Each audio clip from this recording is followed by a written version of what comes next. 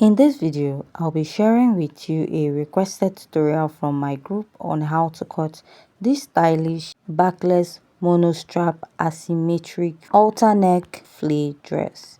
So if this is something you like, kindly hit on the subscribe button. For this tutorial, I'll be using the full length of this pattern paper as the full length of this dress. So I'll mark the shoulder to bust and I'll mark the waistline. The next measurement you need is the hip point. And to get your hip point is 7 inches after your waistline, I'll go ahead to mark. So I'll go ahead to draw out a straight line there. Then I'll go to the upper part where we'll start inserting our measurement. I'll go ahead to mark the shoulder divided by 2 and I'll come down by 1 inch. From that point, I'll go ahead to mark out a basic neckline of 3 inches by 3 inches. So this will be serving as a guide for this pattern, right? So after I'm done marking this, the next step I'll take is to connect from the shoulder slant to the neckline. I'll find my chest line, which is the bust circumference divided by 6 plus 1.5 inches, and I'll draw a straight line. I'll place my tape, mark back my shoulder divided by 2, place my ruler and draw a straight line. After marking that, I'll divide what I have here into 2 and come in by ½ inch. I'll mark my bust circumference divided by 4, connect from the midpoint all the way up and from the bust circumference to the midpoint. After I'm done marking that, I'll insert my measurement. For the bust, I'll insert my actual measurement and add my sewing allowance. This dress, you notice the waistline is a bit free. So when I'm marking my measurement, I won't use my actual waist circumference. I'll add like extra 1 inch to it and then I'll mark, then add my sewing allowance. For the hip, I won't use my actual hip measurement. I'll add extra 2 or 1 inch to it, divide it and mark, then now add my sewing allowance.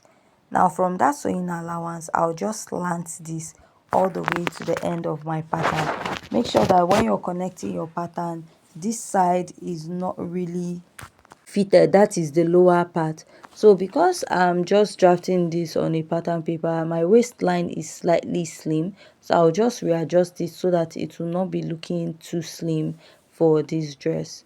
This is because my waistline is a bit small, and to avoid having like a curvy dress, that is why I extended it out a bit and I connected it to the hip, and I will connect it all the way down. So after this now, I'll go ahead to blend out my pattern from the upper part and blend it out going to the lower part of my pattern. Now after I'm done marking this, I'll go ahead to cut this out. After cutting this out, we are now going to alter this pattern to get the dress that we are actually drafting. So I'll just go ahead to cut this out, and also make sure your pattern is on fold. After cutting out, I went ahead to open it up. Now from the neckline of this dress, from here I'll connect going towards the armhole. Now what I'll connect will not be so straight. I'll make it slightly curvy this way and I'll connect. Now you want to mark the wideness you need for this shoulder. I'm just using 3 inches, and from there I'll be connecting it to the armhole this way. So see how I'm connecting it to the armhole? I'm not using the armhole curve to connect. So this is what I have here. You're going to add an extension to the neckline of this dress, and I added a little gum to add this. So this is the part that will go around the neckline of your dress. After doing that, I'll just go ahead to cut out the unnecessary part that I don't need for this pattern. And after I'm done cutting here, we work on the lower part. So I added extra pattern paper. So one part of this dress is shorter. I'll just go down a bit and then connect it to the other side. You can just pick a point that is okay for you, and after that I'll just go ahead to cut this out, and this is what I'll be having at this point. Now you just wrap this all the way around your neckline, right?